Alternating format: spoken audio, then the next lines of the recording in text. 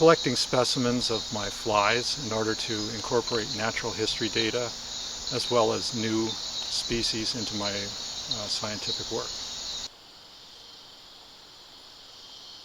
We expect to find new species, we expect to find new behaviors. There's always something new to find when you're working on small flies because so little is known.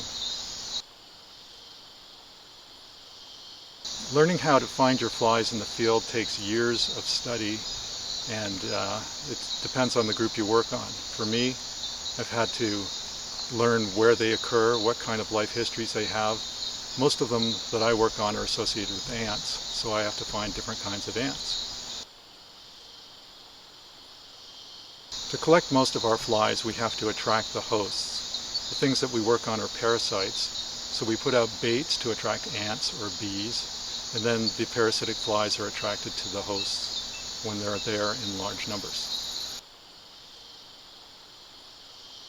Identification is always tough, especially when you're working with small flies. You have to work with microscopes, sometimes with scanning electron microscopy, sometimes with regular microscopes, and you have to see what people recognized in the past. Even though there's not much known about small flies, people have worked on them in the past.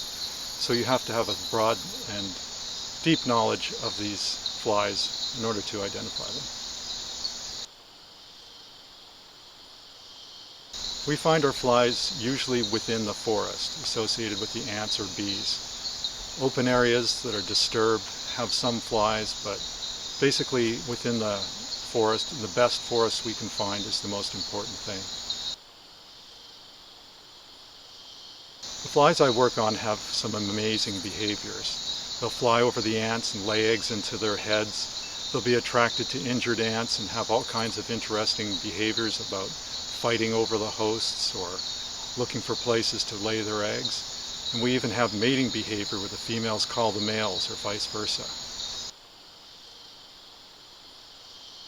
The more we know about natural ecosystems, including flies and the things that they do, the more we'll be able to understand them, and hopefully we'll be able to save them for future generations.